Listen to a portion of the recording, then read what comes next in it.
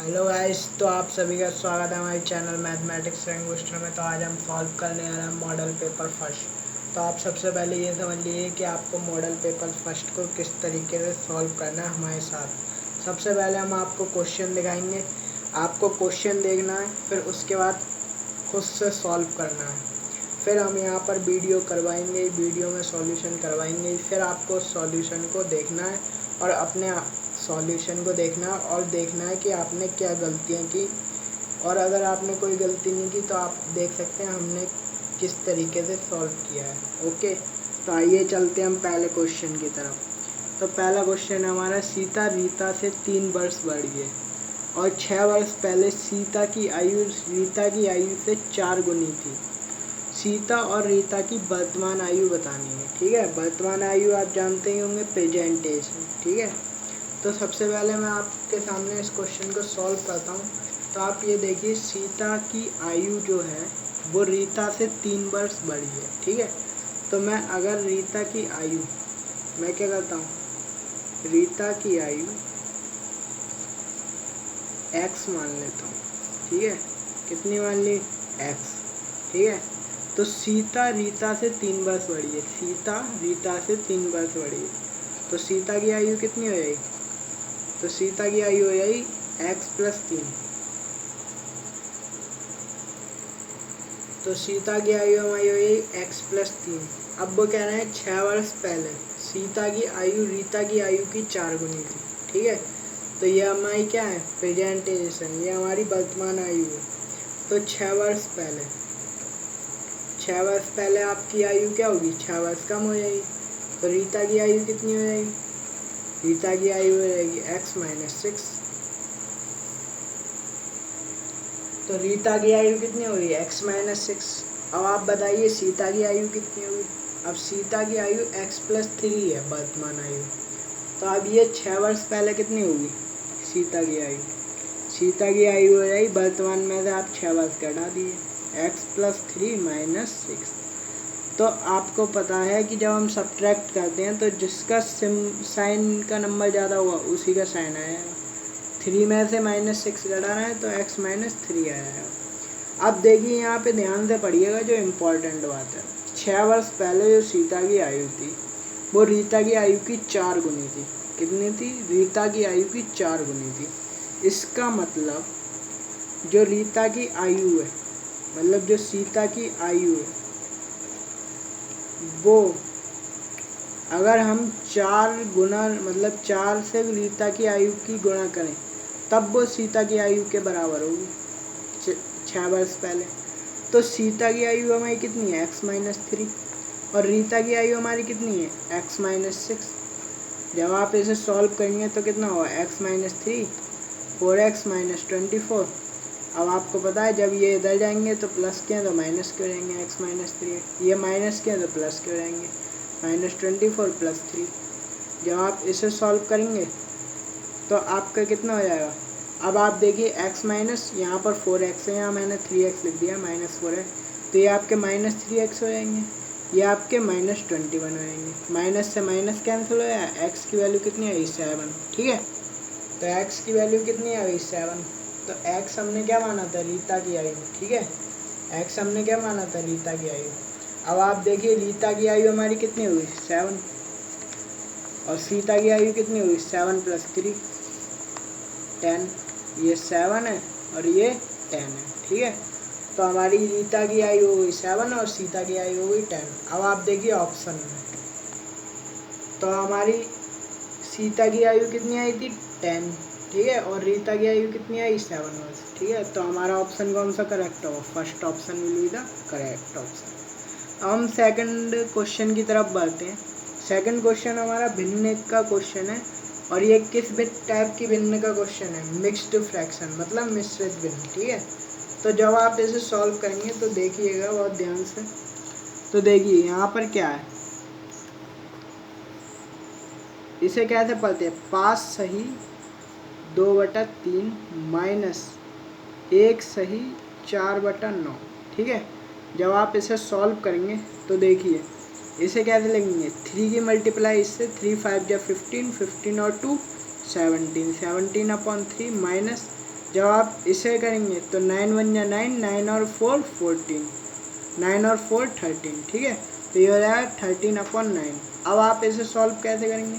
अब आप देखिए इन दोनों के क्या है, हर भिन्न है, ठीक है, इन दोनों के डिनोमिनेटर डिफरेंट है। तो 3 और 9 का एलसीएम जब लेंगे, लासापा लेंगे तो 9 आ जाएगा। 3 3 या 9 और 3 की 17 से मल्टीप्लाई हो जाएगी तो 51 माइनस 9 1 या 9 और यह आपका आ जाएगा 13, ठीक है। तो जब आप इसे सॉल्व करेंगे तो कितना हो जाएगा 38/9। लेकिन जो हमारे ऑप्शन देख रहे होंगे आप, जो हमारे ऑप्शन है वो हमारे किस तरीके से हैं, सभी ऑप्शन हमारे मिक्स फ्रैक्शन में है। तो आपको इसे मिक्स फ्रैक्शन में बदलना पड़ेगा 38/9 को। क्या करेंगे आप, डिवाइड कर लेंगे सिंपली, 9 4 जा 36, ठीक है, यहाँ पे 2 आ जाएगा। तो इसे आप क्या करते हैं, उल्टा यू चला दीजिए, क्या करिए, उल्टा यू चला दीजिए। तो 4 राइट 2/9 मतलब 4 सही 2/9, ठीक है। तो यही आपका ऑप्शन क्या होगा, करेक्ट ऑप्शन होगा। तो इनमें ऑप्शन में देख लीजिए आपका कौन सा है। तो आप देख रहे हैं यहाँ पे हमें सेकंड ऑप्शन हमारा करेक्ट ऑप्शन होगा, ठीक है। तो इस तरीके से उम्मीद है आपको क्वेश्चन समझ में आ रहे होंगे। तो आप सबसे पहले हमारे क्वेश्चन को देखिए, फिर आप वीडियो को पॉज कीजिए, फिर अपनी तरफ से क्वेश्चन को सॉल्व कीजिए, फिर वीडियो सॉल्यूशन को देखिए कि आपने सही किया या नहीं किया। आइए चलते हैं थर्ड क्वेश्चन की तरफ। अब थर्ड क्वेश्चन देखिए, यहाँ पे क्या दिया गया है, यदि 4x + 3 = 8x - 9, तो आपको x का मान बताना है। तो देखिए इसे किस तरीके से सॉल्व करेंगे। अब आप ध्यान से देखिएगा, 4x + 3 = 8x - 9, ठीक है। तो ये आप ध्यान रखिए, जो हमारा ये साइड होता है ये क्या होता है, लेफ्ट हैंड साइड, मतलब बाएं हिस्सा, ठीक है। और ये हमारा कौन सा होता है, राइट हैंड साइड, ठीक है। तो ये हमारा कौन सा हिस्सा होता है, राइट हैंड साइड, मतलब दायां हिस्सा, ठीक है। तो यहाँ पर जो प्लस में होगा वो इधर लेफ्ट हैंड साइड में जाते वक्त माइनस का हो जाएगा, और यहाँ पे जो होगा वो प्लस का यहाँ माइनस हो जाएगा, या माइनस का प्लस हो जाएगा। तो अब आप देखिए यहाँ पे जो प्लस का 8x है, जब वो इधर जाएगा तो माइनस का हो जाएगा, तो 4x - 8x। अब यहाँ पे जो प्लस के 3 हैं वो इधर जाएंगे तो माइनस के हो जाएंगे, -9 - 3। तो ये 4x में से 8x आप सब्ट्रैक्ट करेंगे तो माइनस के 4x। क्यों आया माइनस के 4x? क्योंकि हमारा जो माइनस का साइन का डिजिट था, मतलब माइनस वाले साइन का जो अंक था वो प्लस वाले साइन से ज़्यादा था, इसलिए हमारा माइनस का आया। अब -9 - 3 तो कितना आया, -12। अब यहाँ पे देखिए माइनस से माइनस हम कैंसिल आउट कर देंगे। तो यहाँ पे जब ये 4 मल्टीप्लाई में है तो क्या हो जाएगा, डिवाइड में हो जाएगा, 12/4। तो x की वैल्यू कितनी आएगी, 3 आएगी। तो ये हमारा क्या होगा, सही आंसर होगा। अब आप देख लीजिए ऑप्शन में हमारा थर्ड ऑप्शन क्या होगा, करेक्ट ऑप्शन होगा, ठीक है। बहुत ही लॉजिकली और इम्पोर्टेंट क्वेश्चन हम आगे देखने वाले हैं। तो आइए चलते हैं, देखते हैं। तो हमारा फोर्थ क्वेश्चन है, किस धन का। तो अब आप ध्यान रखिए, किस धन का अगर कभी भी आ जाए तो आप ये समझ लीजिए कि किस धन का मतलब होता है मूलधन, ठीक है। किस धन का मतलब मूलधन, ठीक है। और 10%, अगर आपको कोई भी संख्या प्रतिशत में दी गई है तो आपको ध्यान रखना है वो दर होती है। वार्षिक ब्याज की दर से 3 वर्षों में, अब जो वर्ष में हो वो क्या होगा, समय होगा। अब साधारण ब्याज हमारा 300 है, तो आपको मूलधन निकालना है, ठीक है। तो अब आप ध्यान से देखिएगा यहाँ पर, ठीक है। हमारे पास दर कितनी दी गई है, 10%, ठीक है। और समय कितना दिया गया है, समय आपके पास 3 वर्ष दिया गया है। समय कितना दिया गया है, 3 वर्ष, ठीक है। दर हमारे पास 10% है, और आपको क्या दिया गया है, साधारण ब्याज 300 होगा, मतलब ब्याज आपको 300 रुपये दिया गया है, और आपको मूलधन निकालना है। तो मूलधन का सूत्र क्या होता है, ब्याज गुणा 100 बटे दर गुणा समय, ठीक है। तो ब्याज हमारे पास कितना है, ब्याज हमारे पास है 300, ठीक है, गुणा 100 बटे दर कितनी है, 10 गुणा 3, ठीक है। तो जब आप इसे सॉल्व करेंगे तो 1 0 से 1 0 कैंसिल हो जाएगा, इधर 100 आएगा। तो 100 की 10 से मल्टीप्लाई करेंगे कितना आ जाएगा, 1000। तो ये हमारा क्या हो जाएगा, मूलधन हो जाएगा। तो मूलधन हमारा कितना आ गया, 1000 रुपीज़, ठीक है। तो अब आप इसमें ऑप्शन देख लीजिए, ऑप्शन कौन सा हमारे पास, सेकंड ऑप्शन है, ठीक है। तो ये हमारा क्या होगा, करेक्ट ऑप्शन होगा। चलते हैं फिफ्थ क्वेश्चन की तरफ। अब फिफ्थ क्वेश्चन में गया हमारे पास, फिफ्थ क्वेश्चन में दिया गया 50 का 80% प्लस 80 का 50%। पहले आपको 50 का 80% निकालना है, फिर 80 का 50% निकालना है और फिर दोनों को जोड़ देना है। सबसे पहली बात आपको ये ध्यान रखना है कि का 80%, का मतलब होता है गुणा, ठीक है। तो 50 गुणा 80% बटे में क्या हुआ 100, 2 जीरो से 2 जीरो कैंसिल हो गया, आपका 40 आ गया 50 का 80%। अब आपको क्या निकालना है 80 का 50%। तो 80 का 50% का मतलब मैंने आपको बता ही दिया गुणा होता है, तो 80 गुणा 50 बटे 100, ठीक है। 2 जीरो से 2 जीरो आपके कैंसिल आउट हो गए, 40 आ गया। अब इन दोनों को आपको ऐड करना है, तो कितना हो जाए 40 + 40 = 80, ठीक है।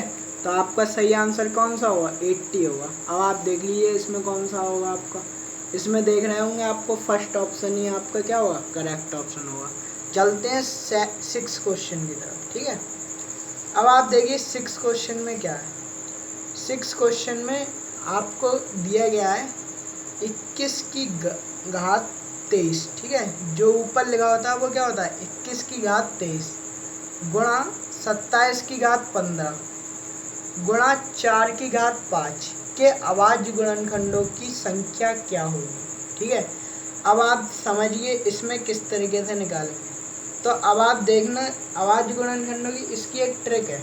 अब आप ये बताइए 21 के अभाज्य गुणनखंड है, बिल्कुल नहीं है, ठीक है। तो इसमें किस तरीके से निकालेंगे, तो हम 21 को पहले क्या करेंगे अभाज्य गुणनखंडों में तोड़ देंगे। इसी तरीके से 27 को भी और 4 को भी अभाज्य गुणनखंडों में तोड़ देंगे, ठीक है। तो सबसे पहले अब आप देखिए कि होगा क्या, ठीक है। तो किस तरीके से तोड़ा जाएगा देखिए, यहाँ पर क्वेश्चन को ध्यान से देखिएगा। 21 की घात 23 दिया गया गुणा 27 की घात 15 दिया गया गुणा 4 की घात 5 दिया गया, ठीक है। तो यहाँ पे क्या करेंगे 27 का आप क्या लिख सकते हैं 3 गुणा 7 की घात 23, इसे क्या लिख सकते हैं 3 गुणा 3 की घात 15, इसे क्या लिख सकते हैं 2 गुणा 2 की घात 5, ठीक है।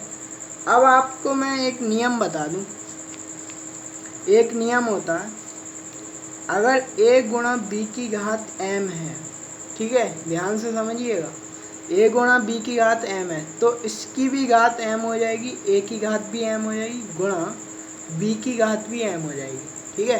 तो इसमें भी आप ये देखिए यही नियम लगाएंगे। ये क्या है a गुणा b की घात m की तरह लिखा हुआ है, तो इसका मतलब ये हो गया आपके सामने 3 की घात भी 23 हो जाएगी गुणा 7 की घात भी 23 हो जाएगी। अब इसी तरीके से इन तीनों की मतलब ए बी सी के लिए भी वही हो जाए 3 की घात 15 गुणा 3 की घात 15 गुणा 3 की घात 15। इसी तरीके क्या होगा 2 की घात 5 और 2 की घात 5। अब हम क्या करेंगे, अब आप देखिए 3 भी हमारा अभाज्य गुणनखंड है, 7 भी, और ये 3 तो होता ही है, और 2 भी हमारा अभाज्य गुणनखंड है। और आपको क्या करना था क्वेश्चन पढ़िए अभाज्य गुणनखंडों की संख्या बतानी थी। तो अब हम क्या करेंगे जितनी बार घात लगी है मतलब उतनी बार अभाज्य गुणनखंड की गुणा हो रही है, तो हमारे पास उतने ही गुणनखंड होंगे। तो इसका मतलब क्या हुआ 23 हमारा कितनी बार आया एक बार 2 बार, तो 23 गुणा 2 प्लस 15 हमारा कितनी बार आया 1 2 3, तो 15 गुणा 3। अब 5 हमारा कितनी बार आया 2 बार, ठीक है, तो 5 गुणा 2। यही हमारे क्या होंगे टोटल अभाज्य गुणनखंड होंगे। एक अभाज्य गुणनखंड को इंग्लिश में कहते हैं प्राइम फैक्टर्स। तो 23 इंटू 2 कितना है 46 प्लस 45 प्लस 10। जब आप इन्हें ऐड करेंगे तो कितना है 5 6 11 और 1 1 2 4 6 6 और 4 कितना हुआ 10, ठीक है। तो 110 आपका क्या होगा 101, ये आपका क्या होगा रिक्वायर्ड आंसर होगा, ठीक है। तो देखते हैं हमारे आंसर कौन सा होगा। अब आप देखिए यहाँ पर हमारा आंसर फर्स्ट ऑप्शन हमारा क्या होगा करेक्ट ऑप्शन होगा। चलते हैं 7th क्वेश्चन की तरफ। अब आप 7th क्वेश्चन देखिए। 7th क्वेश्चन में हमें क्या करना है √0.169 अपॉन 0.00196 इसकी आपको क्या निकालना है मान निकालना है, ठीक है।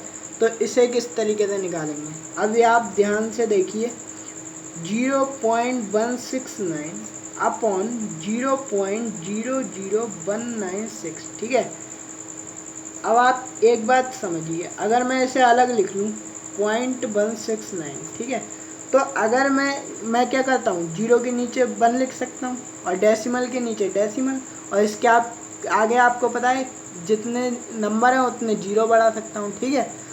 तो क्या मतलब है 1.3 देखिए, दशमलव के बाद जितने भी जीरो लगाएंगे उसका कोई मतलब नहीं है, ठीक है। तो इसका मतलब क्या, अपॉन में 1 है, तो हम ये क्या कर सकते हैं, दशमलव से दशमलव काट सकते हैं।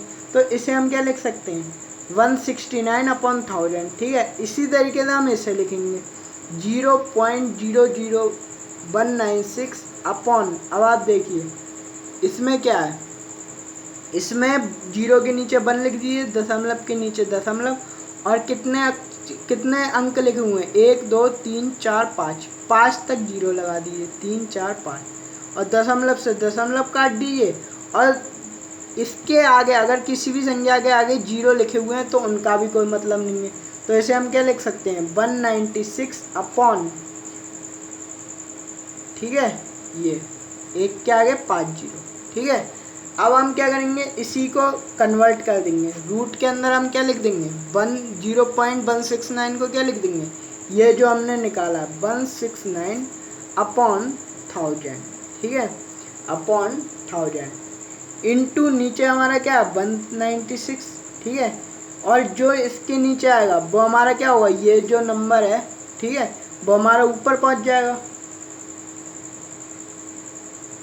अब आप देखिए यहाँ पर 3 जीरो है, 3 जीरो से 3 जीरो हमारे कैंसिल आउट हो जाएंगे, ठीक है। और जब आप इसे सॉल्व करेंगे तो कितना हो जाएगा, सॉल्व करके आपका जो आंसर आ जाएगा वो आपका आंसर आएगा 9 सही 2/7, ठीक है। इसे आप सॉल्व करके देखिएगा तो आपकी जो वैल्यू आएगी वो आएगी 9 सही 2/7, ठीक है। तो उम्मीद है आपको ये क्वेश्चन समझ में आया होगा। तो यहाँ पे 169 इसका वर्ग हो जाएगा 13, और यहाँ पे 100 का वर्ग कितना होगा 10, ठीक है, वर्गमूल। और 196 का कितना होता है वर्गमूल 14, ठीक है। तो जब आप इसे सॉल्व करेंगे तो ये हमारा 130/14 आएगा, ठीक है। तो ये हो जाएगा 2 7 जा 14, और ये कितना हो जाएगा 2 6 जा 12, और 1 हमारे रिमाइंडर होगा 2 5 जा 10 हो जाएगा, ठीक है। और जब आप इसे इस तरीके से डिवाइड करेंगे 65 को, तो 7 9 जा 63, ठीक है, और हमारा कितना होगा 2 रिमाइंडर होगा, तो उल्टा यू चला देंगे हम, ठीक है। तो हमारा कितना है 9 सही 2/7, ठीक है। तो यही हमारा रिक्वायर्ड आंसर होगा। तो मैंने आपको सॉल्व करने के लिए दिया था लेकिन मैंने आपको समझा दिया, ठीक है। तो चलते हैं हम 8th क्वेश्चन की तरफ। पहले आप देख लीजिए हमारा आंसर कौन सा होगा। अब आप देख रहे होंगे हमारा फर्स्ट ऑप्शन ही 9 सही 2/7 है, यही हमारा रिक्वायर्ड आंसर होगा, ठीक है। अब 8th क्वेश्चन में देखिए, 8th क्वेश्चन में क्या है, एक रेलगाड़ी है, क्या है, एक रेलगाड़ी मतलब ट्रेन, ठीक है। तो रेलगाड़ी ट्रेन आप जानते ही हैं, सवारी भी करते होंगे। तो इसमें क्या है, 100 मीटर 9 सेकंड में तय कर रही है, वो 100 मीटर 9 सेकंड में तय कर रही है, और उसकी चाल आपको किलोमीटर प्रति घंटा में बतानी है। और आप देख रहे हैं यहाँ से जो चाल आएगी वो हमारी किस में आएगी, मीटर प्रति सेकंड में, ठीक है। तो जो मीटर प्रति सेकंड से किलोमीटर प्रति घंटा में बदलने के लिए हम क्या करते हैं, 18/5 से गुणा कर देते हैं। तो मैंने आपको बेसिक आइडिया दे दिया, अब मैं आपको करके दिखा देता हूँ, ठीक है। 8th क्वेश्चन को देखिएगा, हमारे पास 100 मीटर क्या दी गई है, 100 मीटर हमारे पास दूरी दी गई, दूरी हमारे पास 100 मीटर है, चाल हमारे पास 9 सेकंड है, कितनी है 9 सेकंड, ठीक है। अब आप आपके पास समय है ना हमारा 9 सेकंड, ठीक है। तो चाल बराबर क्या होता है, दूरी बटा समय, चाल बराबर क्या होता है, दूरी बटा समय। तो कितनी होगी 100/9, लेकिन ये हमारी किस में आएगी, 100/9 हमारे पास किस में आएगा, मीटर प्रति सेकंड में, ठीक है। और आपको किस में आंसर निकालना है, किलोमीटर प्रति घंटा में, ठीक है। तो अब आप ध्यान रखिएगा, मीटर प्रति सेकंड से किलोमीटर प्रति घंटा में बदलने के लिए हम 18/5 से गुणा कर देते हैं, ठीक है। तो किलोमीटर प्रति सेकंड किलोमीटर प्रति घंटा में बदलने के लिए इससे क्या करेंगे, 18/5 से गुणा कर देंगे। तो देखिए 5 से 100 हमारे डिवाइड हो जाएंगे, 20 आ जाएगा, 9 से 2, ठीक है। तो 2 की मल्टीप्लाई जब आप 20 से करेंगे तो कितना आया, 40 किलोमीटर प्रति घंटा, ठीक है, 40 किलोमीटर प्रति घंटा, ठीक है। तो हमारा आंसर कौन सा होगा, अब आप देखिए यहाँ पे फोर्थ ऑप्शन आपको दिख रहा होगा, ये हमारा करेक्ट ऑप्शन होगा, ठीक है। फोर्थ ऑप्शन क्या होगा, हमारा करेक्ट ऑप्शन होगा। अब 9th क्वेश्चन देखिए, 9th क्वेश्चन हमारे पास जो दिया गया है वो कार्य और समय का दिया गया है। किसका दिया गया है, कार्य और समय का। तो इसमें दिया गया है यदि 10 व्यक्ति हैं, 10 व्यक्ति हैं, वो 10 काम 10 दिन में करते हैं, तो एक व्यक्ति एक काम कितने दिन में करेगा, ठीक है। तो इसे किस तरीके से करेंगे, अब देखिए 10 व्यक्ति हैं, वो 10 काम 10 दिन में कर रहे हैं। कितने दिन में कर रहे हैं, 10 दिन में, ठीक है। तो देखिए एक व्यक्ति क्या करेगा, 10 गुणा 10 दिन में करेगा, करेगा नहीं करेगा, ठीक है। तो अब 10 काम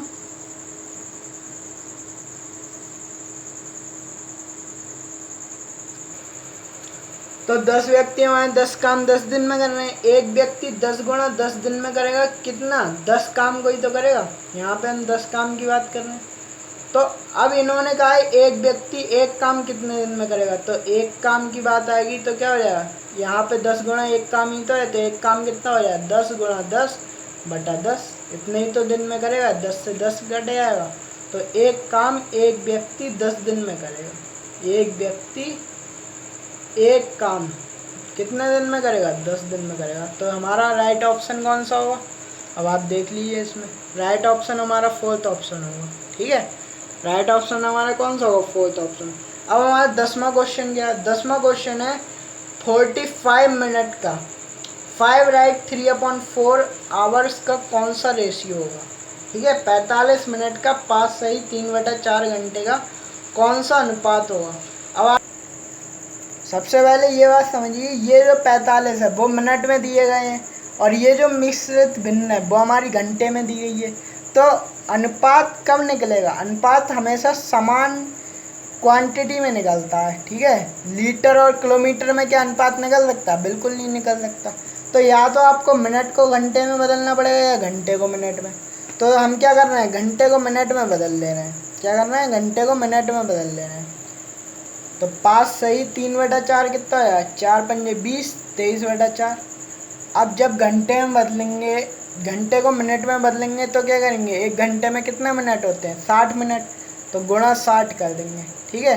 तो 4 की आप 4 फिर 60 हमारा 4 से डिवाइड हो जाएगा तो 15 आएगा। जब आप इसे सॉल्व करेंगे तो 15 3 या 45 और 15 2 या कितने हुए 30 और 34 हो जाएगा, ठीक है। तो ये हमारा 345 आ जाएगा। और 45 मिनट का आपको इसके साथ रेशियो निकालना है, क्या निकालना है, रेशियो निकालना है। तो 45 मिनट, ठीक है। तो ये कितना आया, 45 मिनट अपॉन 345 मिनट, ठीक है। तो ये मिनट से मिनट हमारे कैंसिल हो जाएंगे। इसे जब आप सॉल्व करेंगे तो 5 9 या 45, 5 6 जा 30, 5 9 जा 45, ठीक है। इसे भी आप सॉल्व आउट कर दें, 3 3 या 9, 3 2 या 6, तो ये आपका आया 3/23 रेशियो। कितना आया, 3/23 रेशियो। तो यही हमारा क्या होगा, रिक्वायर्ड आंसर होगा। अब आप देख लीजिए इसमें कौन सा आंसर होगा। अब आप देख रहे होंगे थर्ड ऑप्शन हमारा क्या करेक्ट ऑप्शन है, ठीक है। थर्ड ऑप्शन हमारा क्या करेक्ट ऑप्शन है। चलते हैं 11th क्वेश्चन की तरफ। अब यहाँ पर 11th क्वेश्चन क्या है, 3269 को आपको डिवाइड करना है 0.3269 इंटू 100। इन सबका आपको क्या निकालना है, रिजल्ट निकालना है। तो आपको 3269 की भाग करनी है 0.3269 से और उसके बाद गुणा करनी है। तो आपने एक रूल पढ़ा होगा, क्या रूल पढ़ा होगा, काकू भागु योग।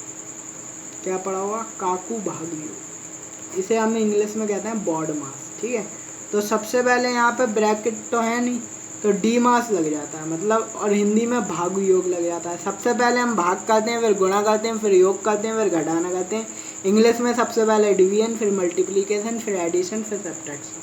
तो 11th क्वेश्चन का आप ध्यान से समझिएगा। 11th क्वेश्चन हमारा क्या है, ये हमें दिया गया, ठीक है, ये हमें दिया गया। तो अब आप गलती अगर करेंगे पेपर में तो क्या कर सकते हैं कि इसकी मल्टीप्लाई इससे कर दी, इसकी गुणा इससे कर दी और फिर डिवाइड कर दिया, तो आपका आंसर बिल्कुल रॉन्ग होगा। क्या होगा? बिल्कुल रॉन्ग होगा। तो सबसे पहले हम क्या करेंगे, पहले हमें अब क्या करना है, डीमास लगाना है, डिवीजन करेंगे। तो ऐसे लिख देंगे 3269 अपॉन 0.3269। तो यहाँ से जब डेसिमल हटाएंगे तो ये जो आएगा क्या होगा, 0 के नीचे 0, इसके नीचे क्या होगा 4/0, 1 2 3 4, ठीक है, इंटू कितना होगा 200, ठीक है। तो ये जो होगा वो कहाँ चला जाएगा, ऊपर 3269 इंटू, ठीक है, अपॉन में कितना हो जाएगा, ऊपर 10,000 हमारे चले जाएंगे, अपॉन में 3269 इंटू 200। तो यहाँ पे ये हमारा पूरी तरीके से डिवाइड हो गया, ठीक है। अब आप देखिए 2 की मल्टीप्लाई 1 से कर देंगे 2। अब यहाँ पे कितने जीरो हैं, 1 2 3 4 5 6, तो 6 जीरो लगा दिए, 3 4 5 6। तो हमारा क्या हो, कितना आंसर होगा, इतना आंसर होगा। अब आप देखिए यहाँ पे 2 के बाद किसी में भी 6 जीरो हैं क्या, अगर है तो हमारा आंसर होगा, नहीं है तो क्या होगा, नहीं होगा।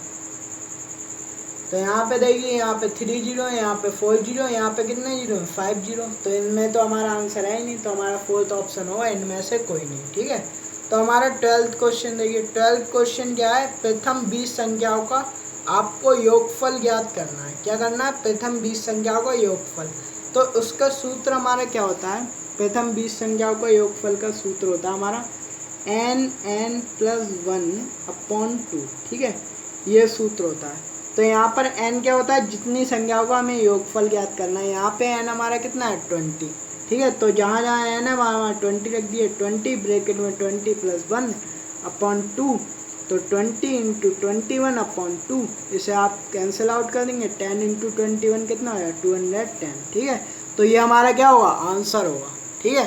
तो इसका सूत्र याद रखना मेन है, nn+1/2। प्रथम 20 संख्याओं का योगफल क्या होगा, nn+1/2 से हम निकाल लेंगे, ठीक है। n यहाँ पर वो संख्या होती है जितने का हमें योगफल ज्ञात करना है। अगर 50 संख्याओं का होता तो n की वैल्यू कितनी हो जाती, 50। 100 का होता तो n की वैल्यू 100 हो जाती।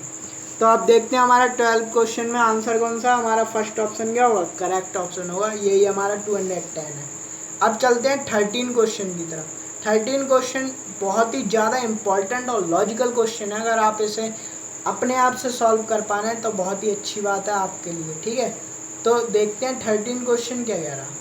13 क्वेश्चन हमारा कह रहा, मोहन एक व्यक्ति है जिसने अपनी संपत्ति का 1/3 भाग, अपनी संपत्ति का 1/3 भाग अपने पुत्र के लिए, 1/4 भाग अपनी पुत्री के लिए और तथा शेष अपनी पत्नी के लिए छोड़ा। शेष मतलब जो बचा वो अपनी पत्नी के लिए छोड़ा। यदि उसकी पत्नी का जो हिस्सा था, मतलब जो रुपया था, वो उसे कितना मिला, 15,000 रुपये मिला, तो मोहन की पुत्री को कितना रुपए मिला, ठीक है। तो चलते हैं इस क्वेश्चन की तरफ, ध्यान से देखिएगा। देखिए माना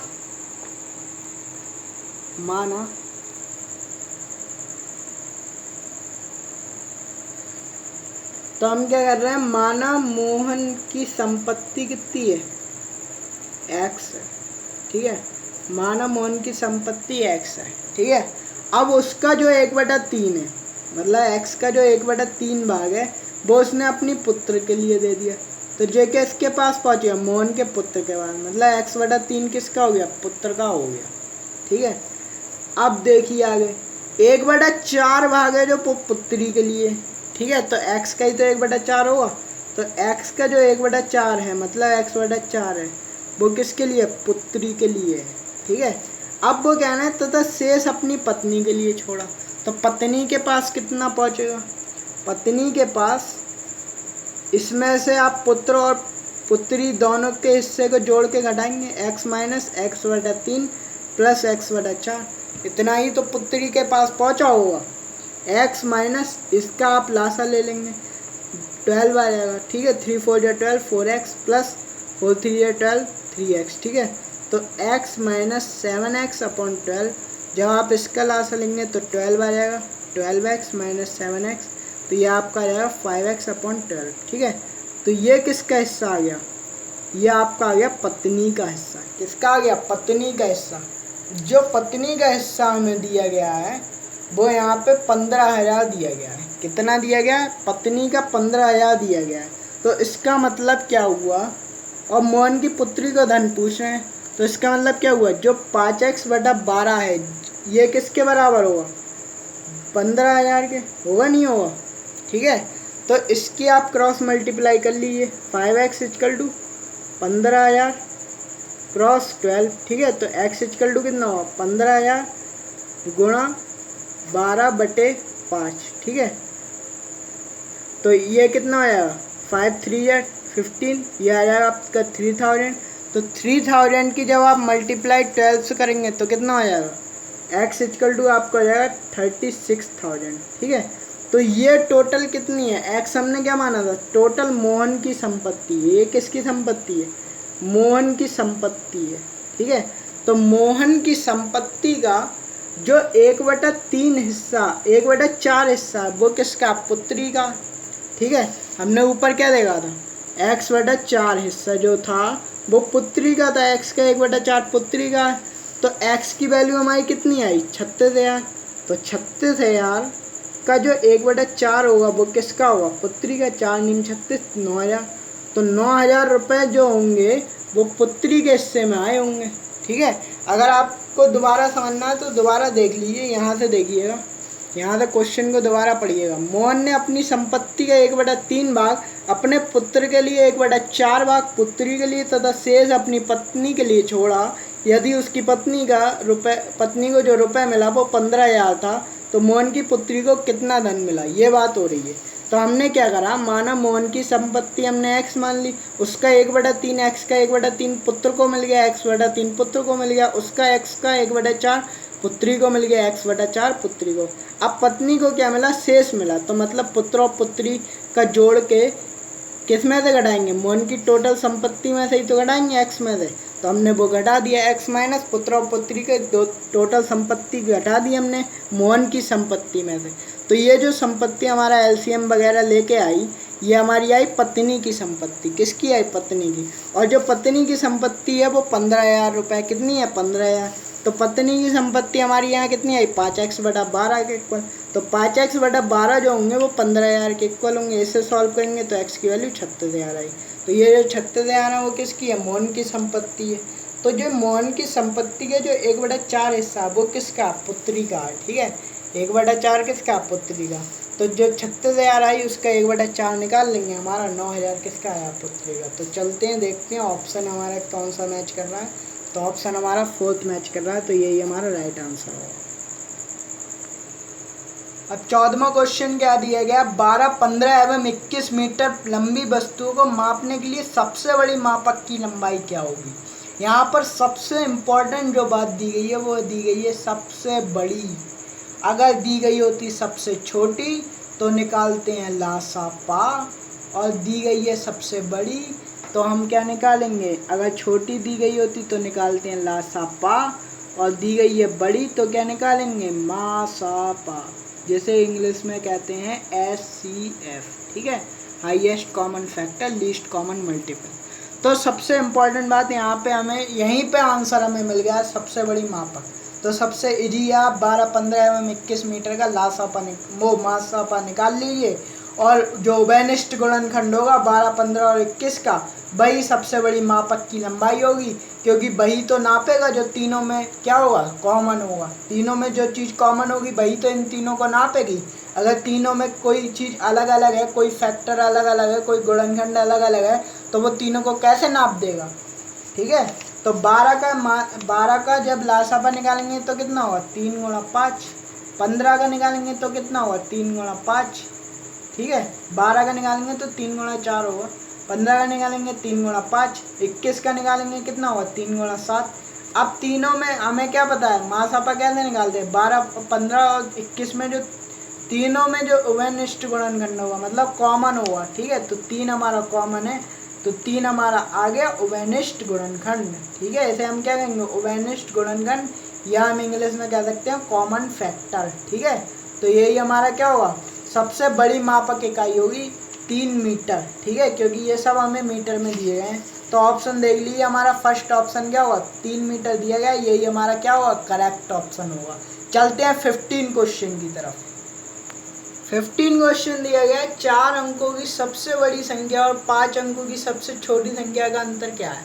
तो सबसे पहले आपको ये बता दूं मैं, जितने भी अंकों की बड़ी से बड़ी संख्या निकालनी हो आपको उतने ही 9 लगा दीजिए, उतने ही 9 लगा दीजिए।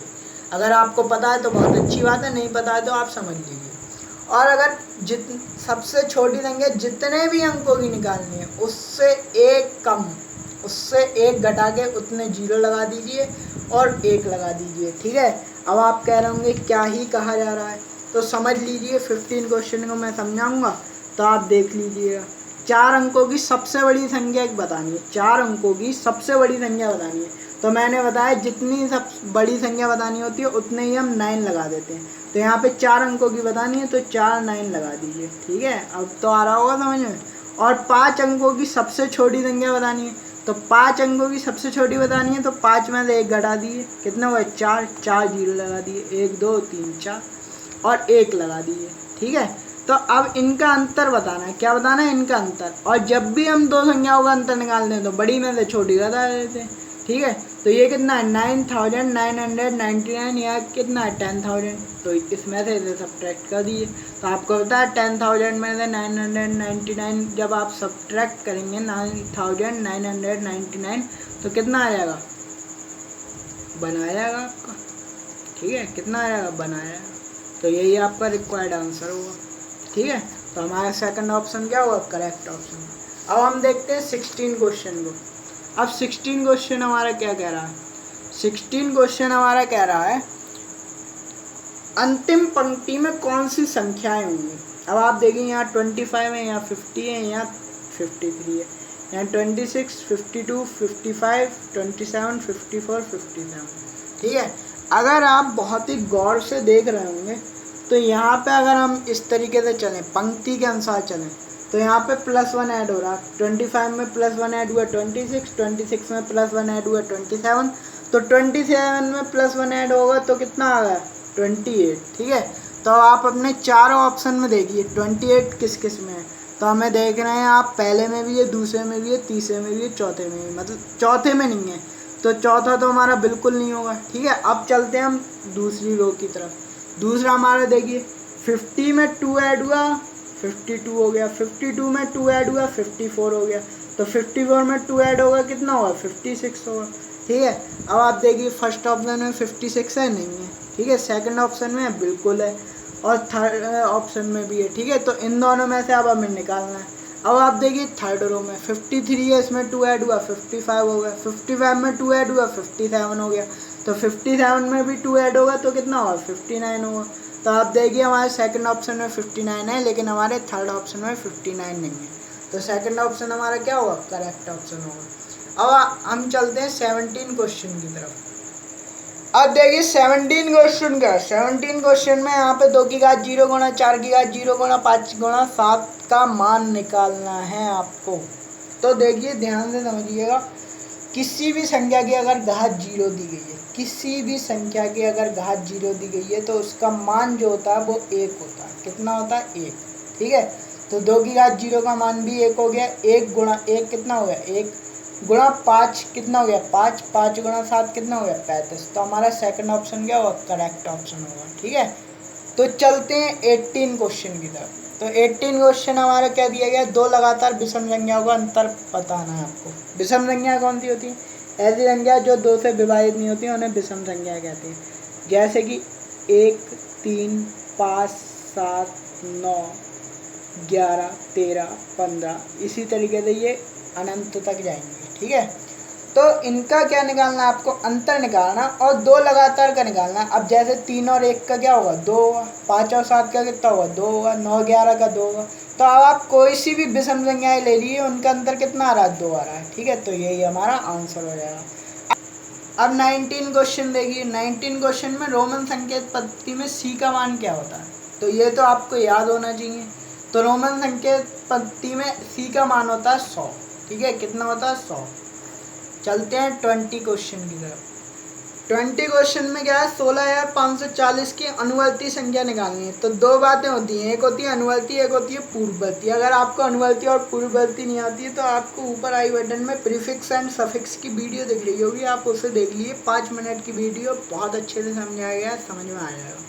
अनुवर्ती में हम क्या करते हैं, किसी भी संख्या में एक जोड़ देते हैं। और अगर आपको पूर्ववर्ती समझना है तो आप हमें वीडियो देखिए, ठीक है। तो अनुवर्ती में हम एक जोड़ देते हैं। तो 16,540 की अनुवर्ती संख्या क्या होगी, 16,541, ठीक है। और पूर्ववर्ती अगर आपको निकालना होता तो एक घटा देते हैं, ठीक है। तो 16,540 की पूर्ववर्ती हो जाती 16,539, ठीक है। तो उम्मीद करते हैं आपको वीडियो बहुत अच्छे से समझ में आई होगी।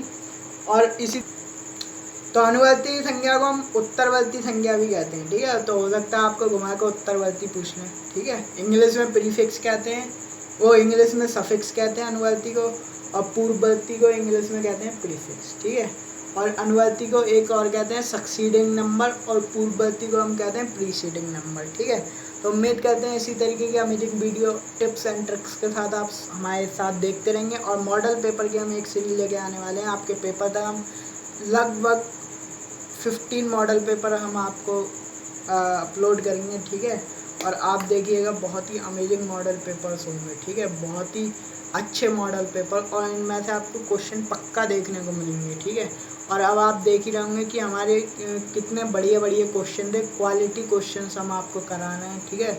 तो आपको अगर वीडियो अच्छी लगी हो तो लाइक कीजिए, चैनल को सब्सक्राइब कीजिए, और इस वीडियो को इतना शेयर कीजिए कि जिस भी नवोदय के बच्चे को इस वीडियो की ज़रूरत हो उस बच्चे तक ये वीडियो पहुँचे और वो अपनी हेल्प ले सके, ठीक है। So thanks for watching, keep supporting.